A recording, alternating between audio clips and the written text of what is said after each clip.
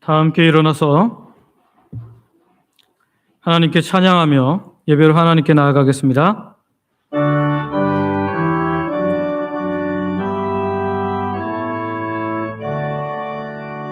목소리 높여서 주 찬양하여라.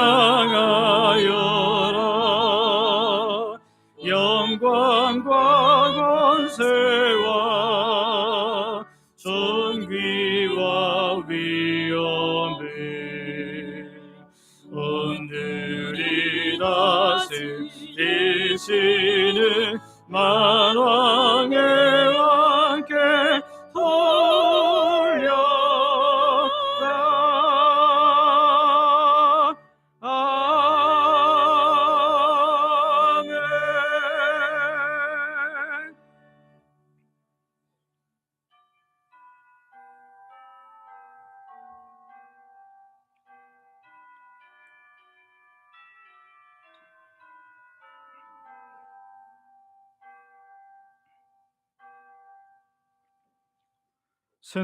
새 노래로 여호와께 노래하라. 온 땅이여 여호와께 노래할지어다. 여호와께 노래하여 그의 이름을 송축하며 그의 구원을 날마다 전파할지어다. 아멘.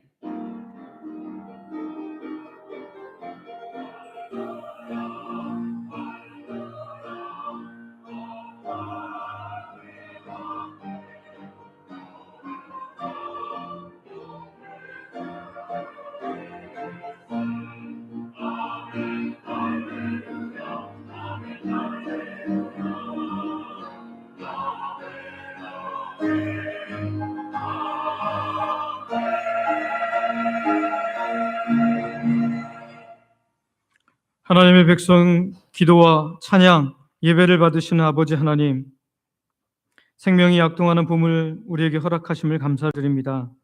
이제 3월의 첫날이며 주일인 오늘 모든 하나님의 백성들이 주를 예배할 때 먼저는 하나님 큰 영광 받아주시며 성도들인 우리들에게는 가장 큰 기쁨과 만족을 주옵소서.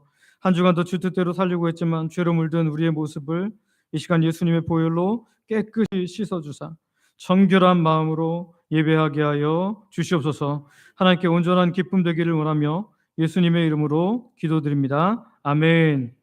사도신경으로 우리의 신앙을 고백하겠습니다. 전능하사 천지를 만드신 하나님 아버지를 내가 믿사오며 우리 주 예수 그리스도를 믿사오니 이는 성령으로 잉태하사 동정녀 마리아에게 나시고 본디오 빌라도에게 고난을 받으사 장사한 지 사흘 만에 죽은 자 가운데서 다시 살아나시며 하늘에 오르사 전능하신 하나님 우편에 앉아 계시다가 저리로서 산자와 죽은 자를 심판하러 오시리라. 성령을 믿사오며 거룩한 공예와 성도가 서로 교통하는 것과 죄를 사하여 주시는 것과 몸이 다시 사는 것과 영원히 사는 것을 믿사옵나이다. 아멘. 자리에 앉으셔서 성경 교독하겠습니다. 교독문은 찬송가 뒤에 있는 교독문 16번입니다.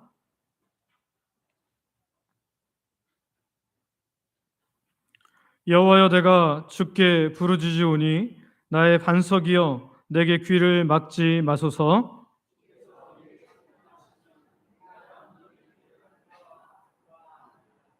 내가 주의 지성소를 향하여 나의 손을 들고 주께 부르짖을 때에 악인과 악을 행하는 자들과 함께 나를 끌어내지 마옵소서.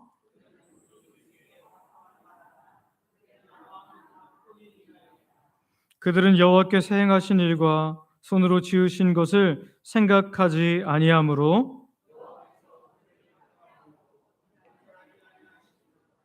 여호와를 찬송하며 여호와는 나의 힘과 나의 방패이시니 여호와는 그들의 힘이시요 그의 기름 부음 받은 자의 구원의 요새이시로다. 아멘.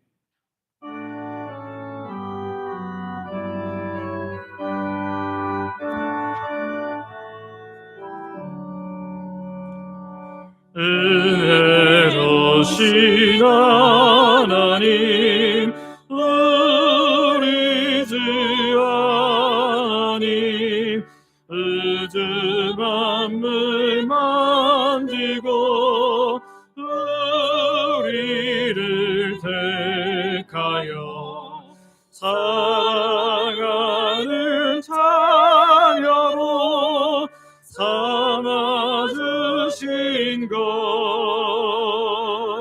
그 은혜가 고마워 찬양합니다.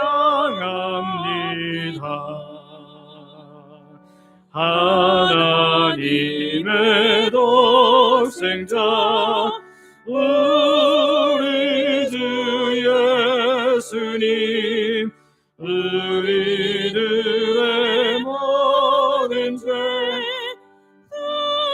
씻기 위하여 이 세상에 오셔서 십자가 지신 그 큰 사랑, 그 은혜 찬양합니다.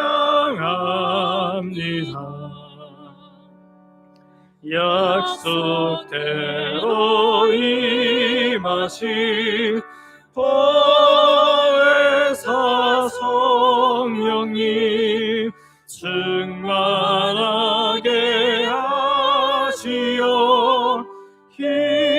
기쁨을 주시고 구원받은 확신을 주신 사랑에 감사하며 찬송을 드리옵니다.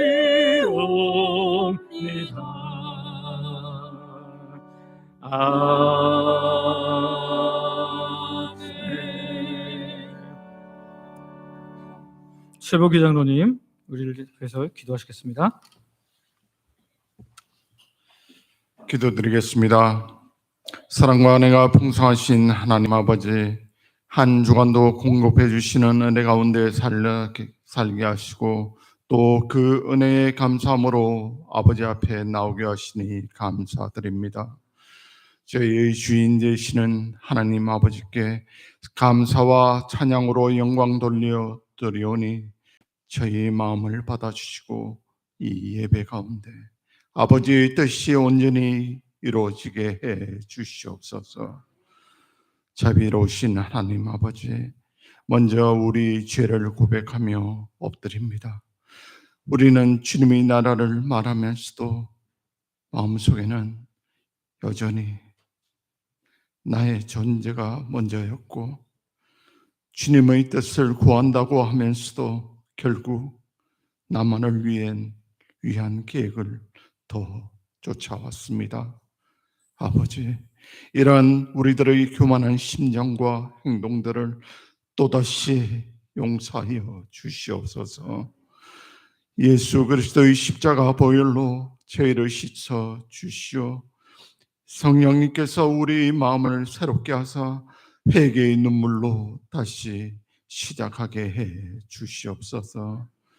이 나라에서 교회의 어려움을 아시는 하나님 아버지, 지금까지 모든 것이 잘 되어 가는 것 같지만 사회정의라는 미명 아래 교회를 상대로 혼란한 상황을 만들어감을 바라봅니다. 특히 창조 질서를 무너뜨리고 교회의 자유를 억압하는 차별금지법과 교회 해산법 등이 입법 중에 있습니다. 아버지께서 친히 막아주시고 무산시켜 주셔서 이 땅의 교회들이 흔들림 없이 복음을 전하고 하나님을 예배하는 자유를 끝까지 지켜나갈 수 있도록 은혜를 베풀어 주시옵소서. 이 나라 위정자들에게도 여호와 하나님을 깨달을 수 있는 지혜와 두려움을 허락하셔서 정책을 수립해가면서 먼저 하나님의 뜻을 살필 수 있도록 하여 주시옵소서. 아버지, 3월부터 다시 시작되는 노방전도를 주님의 손에 올려드립니다. 복음 전파의 사명에 참여하는 모든 성도들에게 기쁨과 담대함을 허락하여 주시고 그 발걸음마다 복의 복을 다하여 주시옵소서. 길거리에서 복음을 듣는 영혼들의 마음을 열어주시오. 주님을 영접함으로 구원의 역사가 일어나게 하시고 이를 통해 교회 가운데 영적인 부흥이 일어나 주님의 성전인 주 영광교회가 더욱 든든히 세워지게 하여 주시옵소서. 또 교회의 건축 중인 엘리베이터 공사에 기도드립니다. 모든 과정이 안전하고 순조롭게 진행되게 하시고 필요한 재정과 여건을 주님께서 채워 주시옵소서. 그래서 출입이 불편한 성도들과 교회를 찾는 이웃들이 편안하게 와서 섬길 수 있는 예배의 통로가 될 수 있도록 도와주시옵소서. 7월의 하나님, 특별히 암투병 중인 사모님을 치료 과정을 주님의 두 손에 의탁드립니다. 치료의 모든 과정 가운데 이를 방해하는 모든 어둠의 권세들을 주 예수의 이름으로 묶여주고 제하여 주시고 주님의 능력으로 몸에는 완벽한 치유와 회복을, 마음에는 참된 평안과 강건함으로 채워 주시옵소서. 옆에서 간호 중에 있는 원로 목사님과 자녀들에게 하늘의 놀라운 복을 부어 주셔서 먼저 원로 목사님에게는 건강을, 자녀들에게는 삶의 능력함으로 채워 주시옵소서. 또한 질병과 여러 어려움으로 몸과 마음이 지쳐있는 성도들에게도 한 사람 한 사람을 기억하여 주시고 주님의 위로와 치유의 손길로 만져 주시옵소서. 외롭고 힘든 시간 속에서도 성령님께서 함께 하심을 깊이 체험케 하시어 성도들이 모인 주님의 전에서 치유의 과정이 간정되어 널리 알려지게 하여 주시옵소서. 한 주간 금식하며 주님 앞에 엎드린 목사님을 기억하여 주시옵소서. 성령의 능력으로 붙들어 주시고 연약해진 육체 위에 하늘의 새 힘을 부어 주시옵소서. 금식 가운데 있었던 영적 싸움이 있었다면 주님께서 친히 승리로 마무리해 주시고 목사님과 가정 그리고 사역들 위에 두터운 보호막을 쳐 주시옵소서. 특히 그 가정 위에 넘치는 복을 주셔서 더욱 감사와 기쁨으로 헌신할 수 있도록 인도하여 주시옵소서. 사랑의 하나님 아버지, 교회를 위해 열심으로 봉사하는 충성하는 성도들을 기억하여 주시옵소서. 각자 맡은 사명을 감당하기 위해 새벽부터 이곳저곳에서 수고하는 모든 손길 위에 하늘의 복을 가득 내려 주시옵소서. 우리를 대표하여 찬양으로 영광 올려드리는 주 영광 찬양대의 찬양을 기쁘게 받아주시고 부르는 자나 듣는 자 모두에게 성령 충만함으로 채워 주시옵소서. 오늘 말씀 전하실 담임 목사님에게 성령의 충만함을 주시고 진리 말씀을 담대히 전할 수 있는 도록 붙들어 주시옵소서. 그래서 주님을 향한 저희 마음이 열리고 귀가 열려서 말씀을 들을 때 오직 아멘으로 말씀을 듣게 하여 주시옵소서. 성령 하나님께서 이 예배의 시종을 주장하여 주실 것을 믿사오며 이 모든 말씀 예수님 이름으로 기도드립니다. 아멘.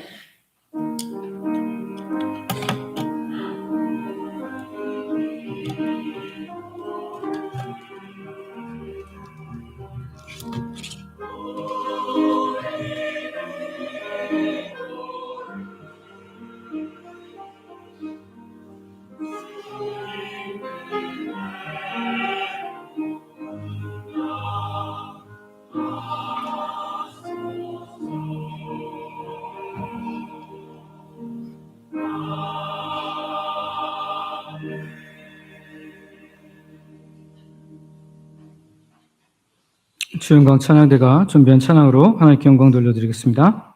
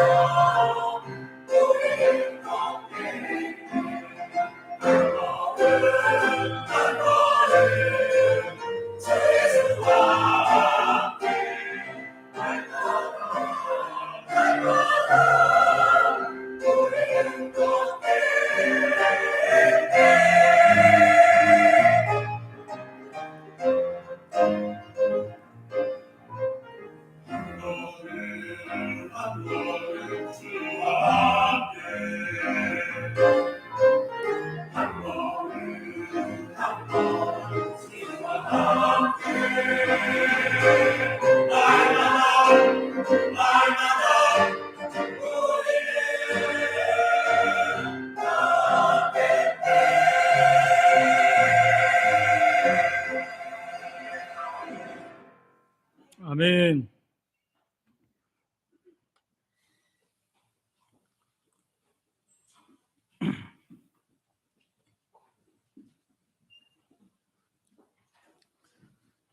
우리에게 주신 하나님의 말씀은 사도행전 7장, 신약성경 사도행전 7장 17절부터 38절까지 있는 말씀입니다. 사도행전 7장 17절부터 38절까지 있는 말씀 제가 봉독하겠습니다. 하나님이 아브라함에게 약속하신 때가 가까움에 이스라엘 백성이 애굽에서 번성하여 많아졌더니 요셉을 알지 못하는 새 임금이 애굽 왕위에 오르매 그가 우리 족속에게 교활한 방법을 써서 조상들을 괴롭게 하여 그 어린 아이들을 내버려 살지 못하게 하려 할세. 그때 모세가 났는데 하나님 보시기에 아름다운지라.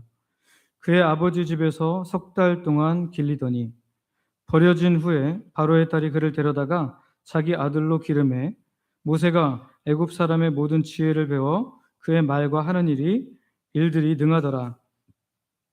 나이가 40이 되어 그 형제 이스라엘 자손을 돌볼 생각이 나더니 한 사람이 원통한 일 당함을 보고 보호하여 압제받는 자를 위하여 원수를 갚아 애굽 사람을 쳐 죽이니라.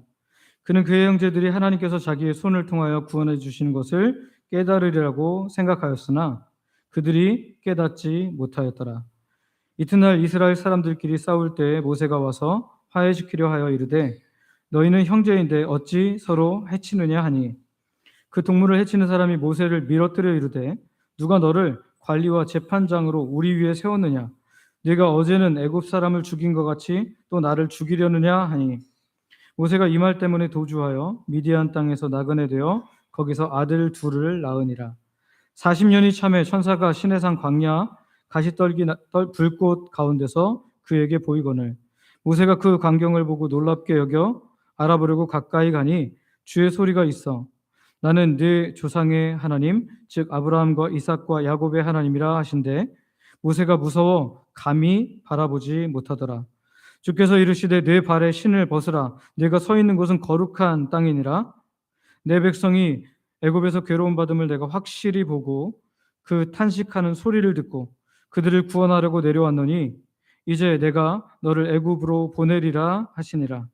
그들의 말이 누가 너를 관리와 재판장으로 세웠느냐 하며 거절하던 그 모세를 하나님은 가시떨기 가운데서 보이던 천사의 손으로 관리와 속량하는 자로서 보내셨으니 이 사람이 백성을 인도하여 나오게 하고 애굽과 홍해와 광야에서 40년간 기사와 표적을 행하였느니라. 이스라엘 자손에 대하여 하나님이 너희 형제 가운데서 나와 같은 선지자를 세우리라 하던 자가 곧 이 모세라. 시내산에서 말하던 그 천사와 우리 조상들과 함께 광야 교회에 있었고 또 살아있는 말씀을 받아 우리에게 주던 자가 이 사람이라. 아멘. 우리 함께 말씀 듣기 전에 서로 축복하기를 원하는데요. 하나님과 함께하면 광야도 교회가 됩니다.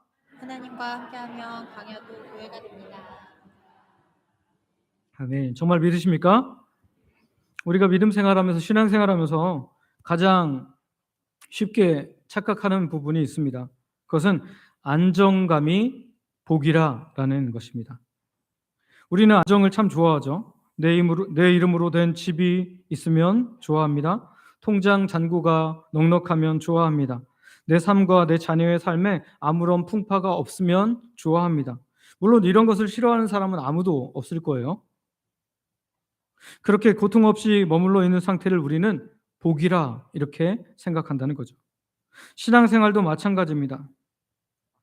오늘날 많은 사람들이 모든 시스템을 완벽하게 갖춘 대형 교회를 좋아합니다. 그래서 대형 교회가 전도해서 대형 교회가 되는 게 아니라 작은 교회에서 옮겨가서 대형 교회가 됩니다.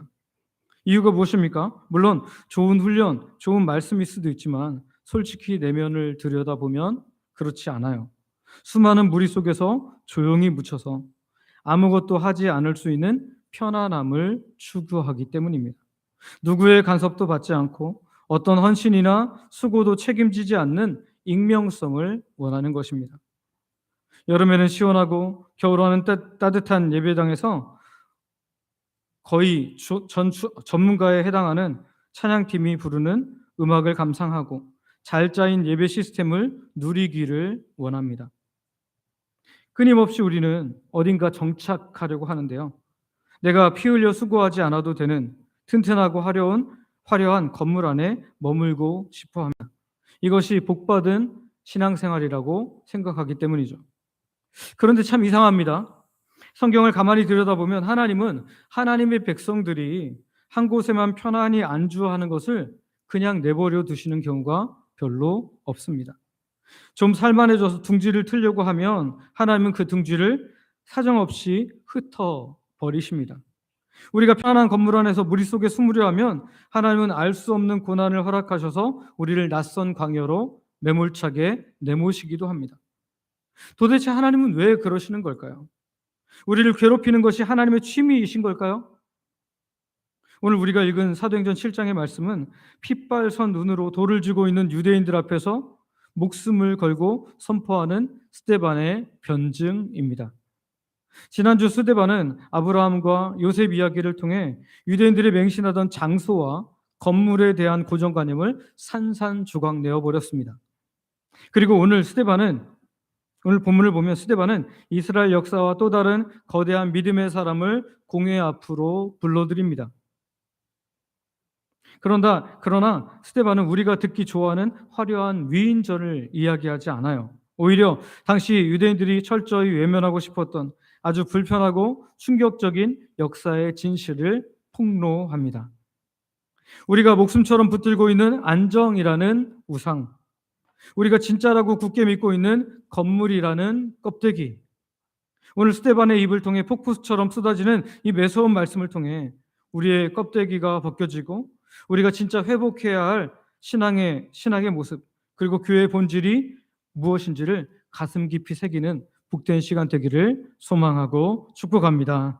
첫 번째는요, 고난은 애굽에 안주하려는 우리의 둥지를 흩으시는 하나님의 사인이라는 거예요. 우리 한번 소제목 같이 읽어볼까요? 같이 읽습니다. 시작. 고난은 애굽에 안주하려는 우리의 둥지를 트시는 하나님의 사인. 네, 고난은요, 애굽에 안주하려는 우리의 등지를 흩으시는 하나님의 사인이다. 스데반의 이야기는 17절에서 아주 의미심장한 문장으로 이어집니다. 우리 17절 같이 한번 읽어보겠습니다. 시작. 하나님이 아브라함에게 약속하신 때가 가까우매 이스라엘 백성이 애굽에서 번성하여 많아졌더니. 아멘.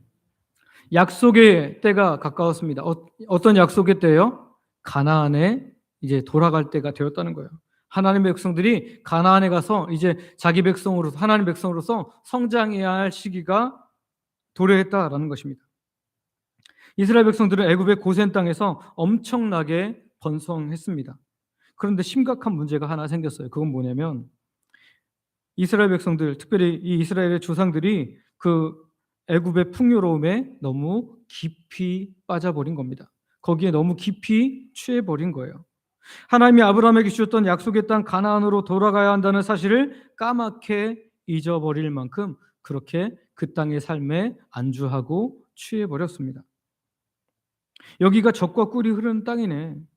이제 여기서 우리가 평안하게 계속해서 살면 되겠네. 실제로 여러분, 애굽과 가나안 땅은 비교할 수 없을 만큼 애굽이 좋은 땅입니다. 그래서 그들은 애굽에 완벽하게 정착해 버렸습니다. 둥지를 틀어 버렸습니다. 그때 18절 역사의 반전이 일어나요. 우리 한번 18절 같이 한번 읽어볼까요? 같이 읽습니다. 시작.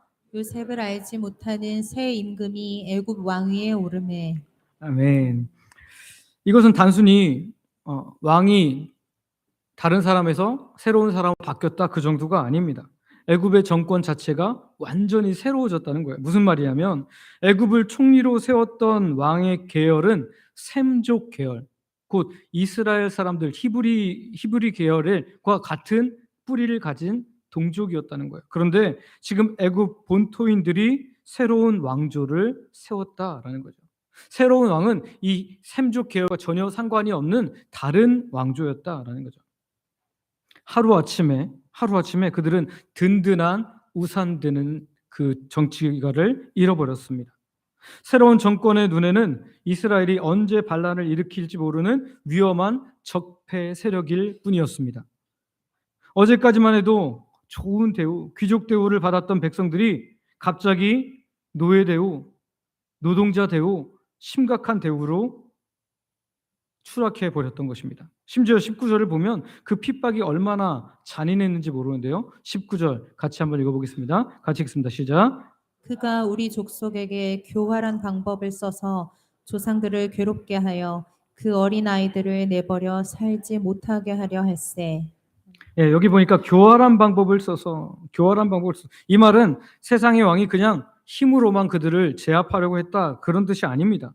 국가의 모든 행정력과 세상의 악한 지혜를 총동원했다라는 것입니다. 심지어 태어나는 남자아이들을 강물에 던져서 죽이는 끔찍한 영아 학살을 부모에게 시킨 거예요. 그래서 이 이스라엘의 씨를 완전히 말려버리려고 했던 것입니다. 여기서 우리는 깊은 의문에 빠지게 됩니다. 17절에 보면 분명히 하나님의 약속하신 때가 가까웠다라고 분명히 이야기했잖아요. 즉 이제 가나안 땅으로 돌아갈 때가 가까웠다라고 했는데 상황이 더 좋아지지 않고 최악으로 지금 치닫고 있는 겁니다. 왜 하나님께서 이렇게 이들에게 세상에서 가장 끔찍한 고난을 닥치게 하신 걸까요? 이것이 바로 우리를 향한 하나님의 무서운 그리고 놀라운 사랑의 섭리입니다. 그들은 스스로 애굽을 떠날 마음이 추호도 없었어요. 그래서 하나님은 우리가 둥지를 틀고 있는 그 애굽 땅을 가시밭으로 만들어 버리신 것입니다. 세상이라는 우산을 찢어 버리신 것입니다. 애굽의 권력이 결코 우리의 영원한 피난처가 될 수 없음을 뼈저리게 깨닫게 하신 것이죠. 이 끔찍한 고통 속에서 비로소 이스라엘은 하늘을 우러러보고 하나님께 기도하기 시작합니다. 출애굽기 2장을 보면 그제야 그들이 고된 노동으로 말미암아 탄식하며 하나님께 부르짖었다라고 기록하고 있습니다. 배부르고 편안할 때는 잊고 있었던 하나님을 고난이 찾아오자 다시 찾기 시작한 것입니다. 성도 여러분, 오늘 우리의 삶은 어떻습니까? 자꾸만 세상이라는 애굽에 안주하려고 하지는 않습니까? 돈이라는 우산 아래 숨으려 하지 않습니까? 안정된 직장, 좋은 건강, 편안한 환경이라는 둥지를 단단히 틀고 여기가 좋습니다. 이 정도면 충분합니다. 저 천국 같은 거 필요 없습니다. 혹시 그러지는 않습니까? 하지만 하나님은 우리가 이 썩어질 세상에 영원히 머무는 것을 결코 원하지 않으십니다. 그래서 때로는 우리가 그토록 의지했던 새 임금을 거두어 가시는 거예요. 믿었던 사람에게 배신을 당하게 하십니다. 영원할 줄 알았던 직장과 사업이 흔들리게 하십니다. 나를 지켜주던 건강의 우산이 찢어지게 하십니다. 그 고난은요, 우리를 망하게 하는 저주가 아닙니다. 그것은 약속의 땅을 잊고 세상에 취해서 잠든 우리를 깨우시는 하나님의 거룩한 사인이자 확성기였던 것입니다. 이곳은 내가 영원히 머물 곳이 아니다. 일어나라, 짐을 싸라, 나와 함께 약속의 땅으로 가자라고 부르시는 하나님의 사인이며 강권적인 손길이시라는 거죠. 지금 알 수 없는 고난이 혹시 찾아왔습니까? 우리가 평생을 바쳐 틀어놓은 둥지가 어지럽혀지고 있습니까? 여러분 원망하지 마십시오. 두려워하지 마십시오. 그 고난은 세상이라는 애굽에서 우리를 건져내어서 참된 생명과 약속의 자리로 인도하시려는 하나님의 신호이고 하나님의 은혜입니다. 저 여러분이 때로 내 삶을 흔드는 알 수 없는 고난 속에서 절망하는 것이 아니라 내가 거기에 안주하려는 그 모습들을 회개하고 나를 깨우시는 사인으로 알고 다시 한번 하나님의 약속을 붙들고 믿음의 자리로 나아가기를 소망하고 축복합니다. 두 번째는 광야의 가시떨기 나무에서 부르시는 하나님을 보게 됩니다. 우리 한번 같이 소제목 같이 읽습니다. 시작. 광야의 가시떨기 나무에서 부르시는 하나님. 스데반은 이제 그 애굽의 이야기를 했다가 모세의 이야기로 넘어갑니다. 우리는 본문의 흐름을 천천히 따라가면서 이스라엘 역사 속에서 어떤 일이 반복되고 있는지를 보아야 되는데요. 20절을 보면 모세가 태어났어요. 성경은 이 아기 모세를 가리켜서 뭐라 그러냐면 하나님이 보시기에 아름다웠다. 하나님이 보시기에 아름다웠다. 이 말은 모세가 특별하게 너무나 잘생긴 외모를 가졌다는 것이 아닙니다. 하나님께서 특별히 구원의 계획을 품고 모세를 택하셨기에 모세를 보면서 구원될 이스라엘 백성을 보면서 기뻐하셨던 것입니다. 이후 모세는 애굽 왕 바로의 딸에게 입양되어서 화려한 왕궁에서 자라납니다. 22절 한번 읽어볼까요? 22절 같이 읽습니다. 시작. 모세가 애굽 사람의 모든 지혜를 배워 그의 말과 하는 일들이 능하더라. 아멘. 모세는 애굽의 왕궁에서 모든 것들을 다 배웠습니다. 인간의 눈으로 볼 때 모세는 완벽하게 준비된 엘리트 리더였습니다. 그리고 40세가 되었어요. 그래서 23절을 보면 자기 형제 이스라엘을 돌볼 생각이 났어요. 왜냐하면 유모가 자기 어머니였기 때문에 어머니에게 이스라엘 정체성을 충분히 받았거든요. 그러면서 모든 것들을 다 배웠으니까 이제 40세가 되었을 때는 내가 뭔가 할 수 있겠구나라는 생각을 한 거죠.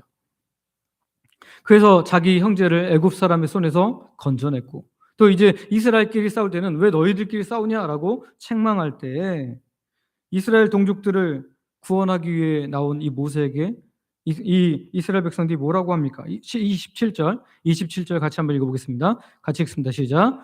그 동물을 해치는 사람이 모세를 밀어뜨려 이르되 누가 너를 관리와 재판장으로 우리 위에 세웠느냐. 아멘. 그들은 자신들을 도우려는 모세를 거칠게 밀어냅니다. 강력하게 밀쳐내고 거절한 거예요. 물론 40세의 모세가 인간의 힘과 혈기로 하나님의 일을 하려고 한 것은 실수가 맞습니다. 하지만 오늘 스데반은 모세의 실패보다는 백성들의 거절을 중심으로 이야기하고 있어요. 왜냐하면 스데반은 이 무서운 거절의 역사가 지금 오늘 너희들의 모습이기 때문이다라고 그렇게 유대인들의 죄악을 고발하는 것입니다. 앞에서 스데반이 이야기했지만 과거 이스라엘의 12지파 조상들이 하나님께서 보내신 구원자 요셉을 어떻게 했습니까? 인신매매 상인들에게 팔아넘겼고, 그들은 결국 요셉은 감옥에 갇히는 수모까지 겪어야 했지 않습니까? 이제는 조상들이 하나님께서 세우신 리더 모세를 누가 널 세웠느냐 하면서 거절하고 밀어냈다라는 것을 이야기하는 것입니다. 그리고 스데반이 지금 너희도 하나님께서 보내신 예수님을 똑같이 거절하고 십자가에 못 박기까지 했다라고 이야기하고 있는 것입니다. 하나님의 구원 방식을 내 자존심이 거절하는 완악함, 이것이 스데반에 찌르고 있는 핵심입니다. 결국 이 거절 때문에 모세는 미디안 광야로 도망칩니다. 40년 동안 나그네로 그 땅에서 지내게 됩니다. 나이 80세가 되었어요. 철저히 사람들에게 잊혀진 늙은 목동이 되었습니다. 그런데 30절 놀라운 반전이 일어나요. 30절 같이 한번 읽어볼까요? 같이 읽습니다. 시작.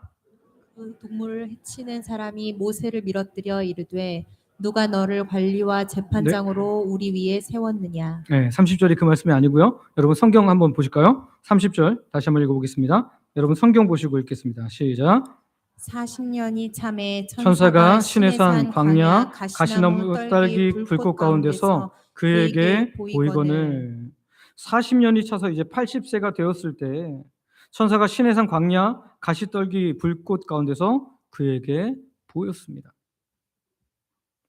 우리는 이 장소에 주목해야 합니다. 여러분, 화려한 애굽의 왕궁입니까?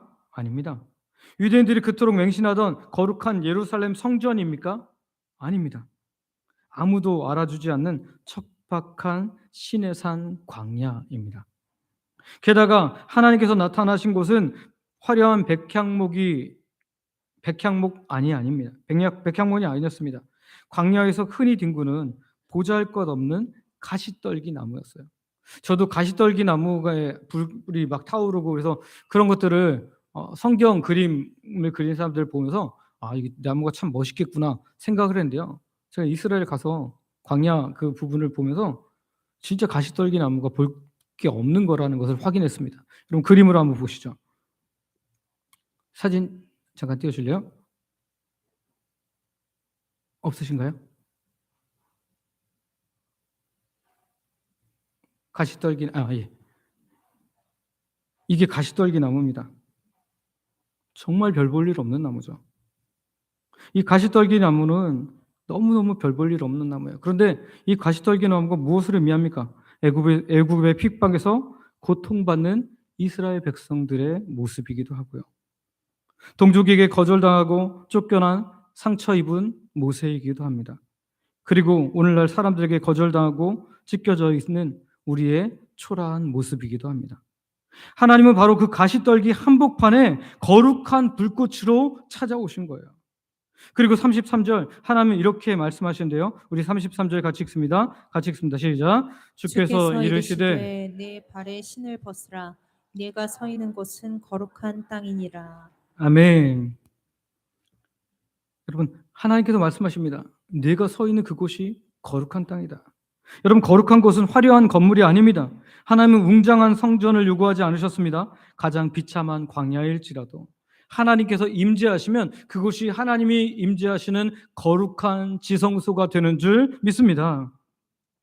사람들에게 거절당한 가시떨기 같은 인생일지라도 하나님께서 찾아오시면 가장 거룩한 땅으로 변하게 되는 거죠.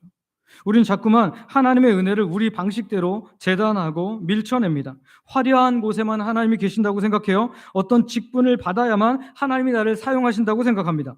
하지만 하나님은 우리가 아무것도 아닌 자로 생각하며 겸손히 웅크리고 있는 그 광야 한복판으로 찾아오십니다.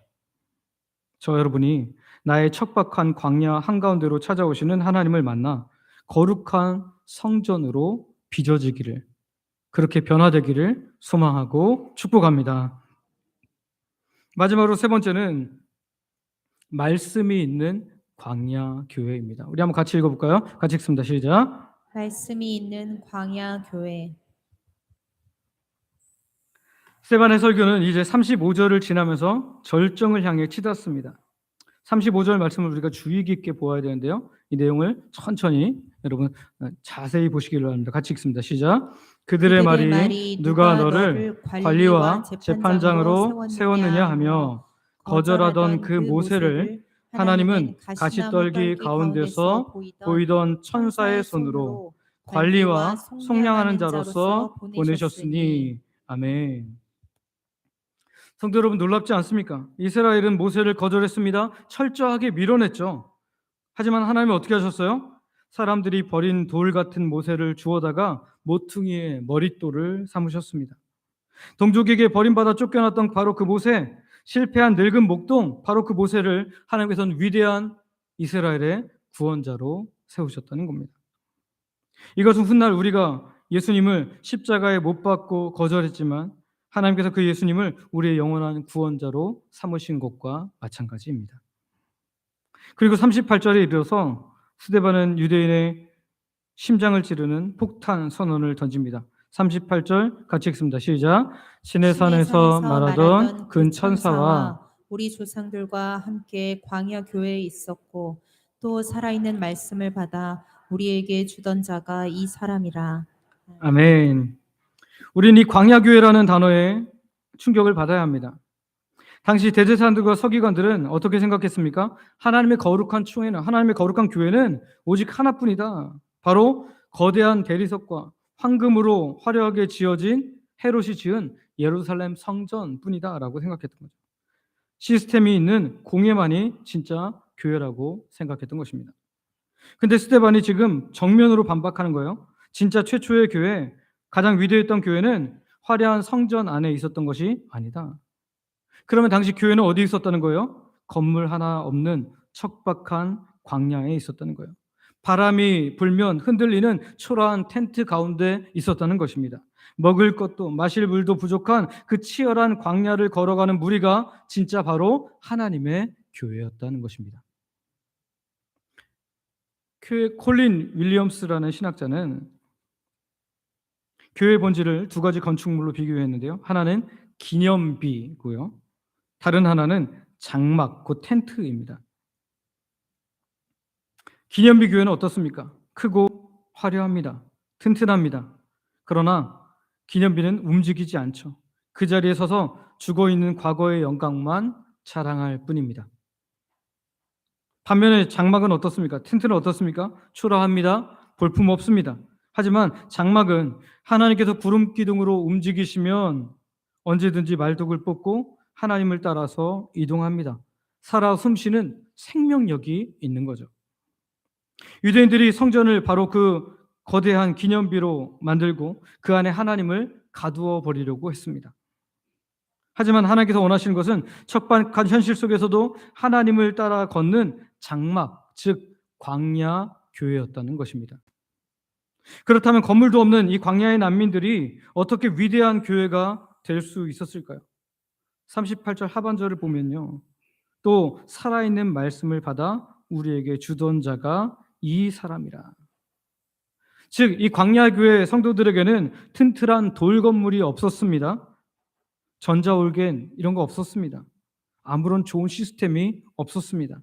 그러나 그들에게 딱 하나 살아있는 말씀이 있었다는 거예요. 비록 그들이 넘어지기도 했고 약했던 부분도 있었지만 생명의 말씀을 가슴에 품고 나아갔기에 그들은 단순한 무리가 아니라 위대한 하나님의 광야 교회가 될 수 있었습니다. 성도 여러분, 오늘 우리 모습은 어떻습니까? 자꾸만 신앙생활을 화려한 기념비로 만들려고 하지는 않습니까? 예배당이라는 건물 안에 들어와야만 교인처럼 생활하고, 세상에서 성공하고 남들이 부러워할 만한 스펙을 쌓아야만 하나님께서 복 주셨다고 생각합니다. 고난이 없고 편안한 것만 진짜 신앙이라고 생각합니다. 심지어 교회 직분이 나의 신앙을 대변한다고 생각합니다. 하지만 아닙니다, 여러분. 하나님은 우리가 세상에 안주하는 굳어버린 기념비가 되기를 원치 않으세요. 하나님은 은혜 받은 우리가 광야 같은 세상 한복판으로 복음을 가지고 나아가기를 원하십니다. 모이는 공적 예배뿐만 아니라 삶으로 드리는 예배를 원하신다는 거예요. 비록 우리 현실이 메마른 광야 같기도 하고 흔들리는 텐트처럼 불안하고 초라할지라도 우리 심장 속에 살아있는 하나님의 말씀이 있다면 우리가 바로 하나님께서 원하시는 광야 교회가 되는 줄 믿습니다.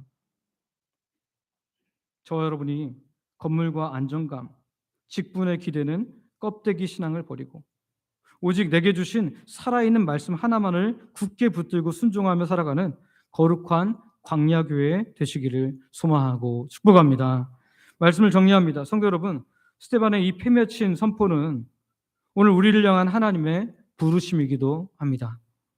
우리는 끊임없이 애굽의 고센 땅 같은 편안한 곳에 안주하려고 했고 신앙생활도 편안하게만 하려고 합니다. 하지만 하나님은 고난이라는 사인을 통해 우리의 둥지를 흔들어 깨우십니다. 그리고 우리를 세상에서 가장 척박한 광야로 몰아내시기도 하십니다. 왜냐하면 세상에 힘이 다 빠진, 그래서 내 모든 것도 다 내려놓은 그 광야야말로 하나님이 온전히 만날 수 있는 가시떨기 앞이며 살아있는 하나님의 말씀을 품고 걷는 진짜 광야교회가 시작되기 때문입니다. 오늘 우리가 내 모든 것을 다 내려놓고 겸손히 말씀 앞에 설 때 참된 광야가 교회가 되므로 임마누엘을 경험하게 될 줄 믿습니다. 저 여러분이 하나님 말씀에는 모두 아멘하며 살아가므로 우리가 밟는 모든 땅이 하나님께서 임재하시는 가장 거룩한 지성소로 변화되어 가기를 소망하고 축복합니다. 우리 함께 기도하기를 원합니다. 앞에 기도 제목이 있는데요. 편안한 세상 애굽에 안주하려는 영적 게으름을 회개하고 고난을 통해 나를 광야로 부르시는 하나님의 음성에 순종하게 하옵소서. 내 힘을 비롯한 모든 것을 온전히 내려놓음으로 내 삶의 광야 한복판으로 찾아오시는 하나님을 깊이 만나게 하옵소서. 굳어버린 기념비 같은 껍데기 신앙을 버리고 오직 살아있는 말씀만 굳게 붙들고 순종의 길을 걷는 참된 광야 교회가 되게 하여 주옵소서. 이 시간 우리 아버지 부르고 합심으로 같이 기도하겠습니다. 아버지 하나님, 이 시간에 간절히 기도하고 합니다. 주님, 우리가 편안한 세상에 안주하려는 그 영적 게으름을 버리기를 원합니다. 하나님, 우리는 편안한 것, 안전한 것, 안정된 것, 이런 것들을 너무너무 좋아합니다. 그래서 이거가 복이라고 생각하고 심지어 신앙생활도 아무런 거 문제 없이 그냥 편안하기만 하면 된다고 생각합니다. 심지어 여기를 천국처럼 여기고 하나님의 나라를 사모하지 않는 경우도 있습니다. 주님, 그때 하나님께서 고난을 통해 우리를 광야로 부르시는 하나님의 음성이 있음을 기억하게 하여 주시옵소서.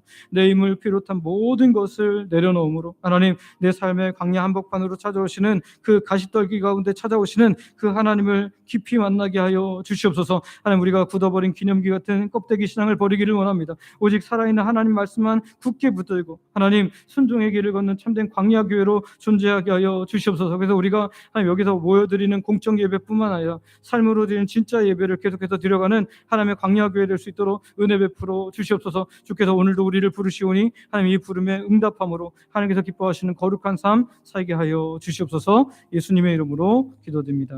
아멘. 아버지 하나님, 오늘도 하나님 백성들이 말씀을 듣고 말씀 가지고 함께 기도했습니다. 우리들의 기도에 응답하여 주실 줄, 아니 이미 응답이 시작된 줄 믿으며 예수님의 이름으로 기도드립니다. 아멘.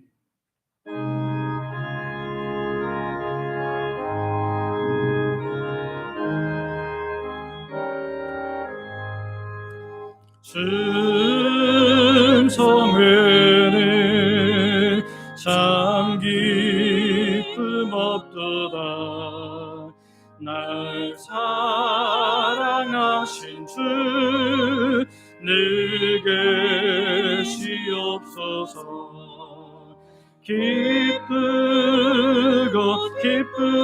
기쁘도다 항상 기쁘도다 나 주께 왔사오니 복 주옵소서. 나 주께 왔으니 복 주시옵소서. 주 함께 계시면 큰 시험 이기네.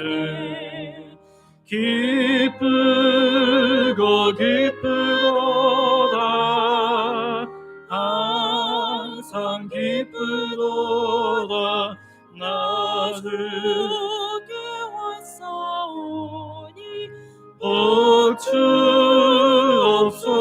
주옵소서.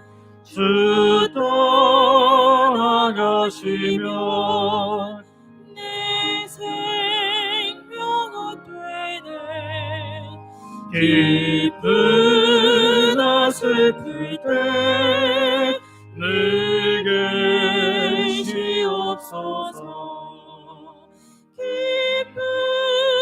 기쁘고 기쁘도다 항상 기쁘도다 나 주께 왔사오니 복 주옵소서.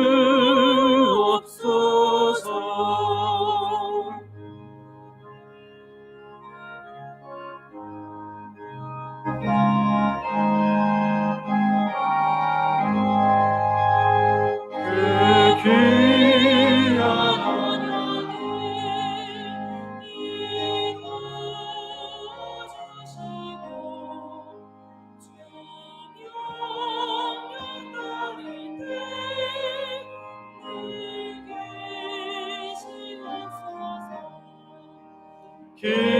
기쁘고 기쁘도다 항상 기쁘도다 나 주께 왔사오니 복 주옵소서.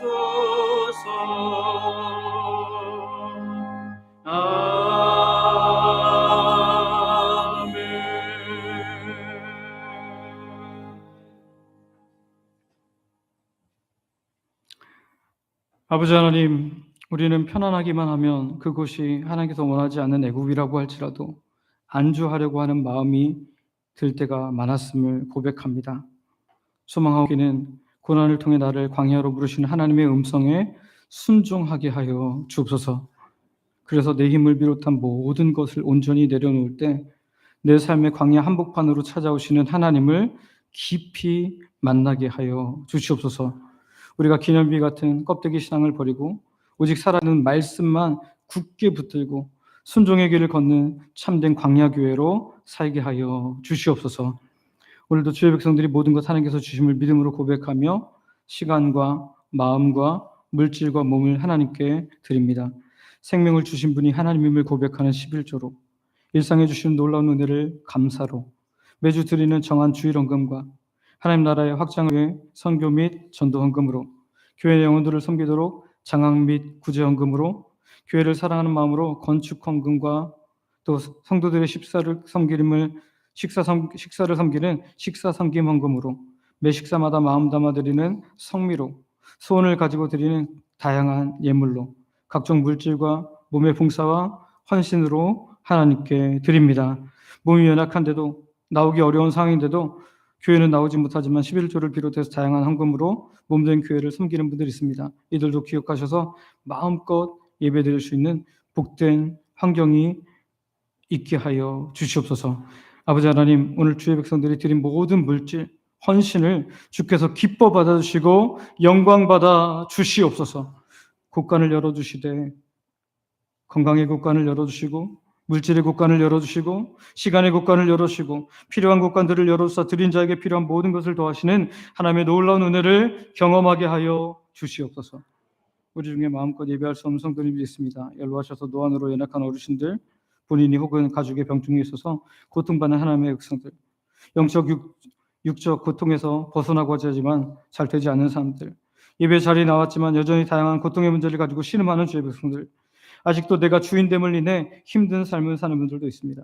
이 시간 주께서 친히 찾아가 주시고 만나 주시고 위로하여 주시고 고쳐 주시고 함께함을 경험하게 하여 주시옵소서. 아버지 품에 안기는 모든 하나님 백성들 되게 하여 주시옵소서. 오늘도 자녀들에게 가장 좋은 것 주시는 아버지 하나님께 참으로 감사하며 예수님의 이름으로 기도드립니다. 아멘.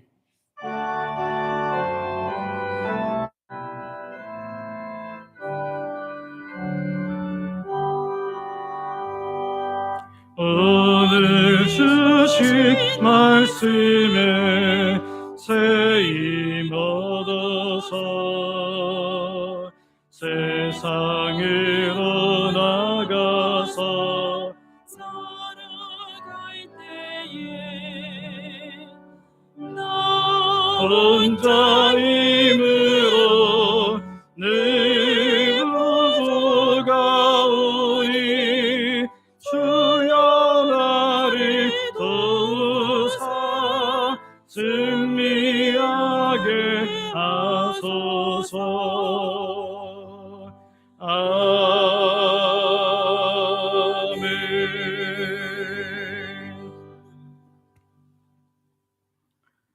우리 주 예수 그리스도의 은혜와 아버지 하나님의 크신 사랑과 성령님의 감동, 감화, 교통, 인도, 보호, 역사 충만케 하심이 하나님과 함께하는 것이 가장 중요함을 깨닫고 광야라 할지라도 그곳에서 하나님의 말씀을 붙잡고 순종함으로 하나님의 크심을 거기서 경험하며 광야 교회로 살기를 원하는 예배하는 모든 하나님 백성들 머리 위에 이제로부터 영원토록 함께 있을지어다. 아멘.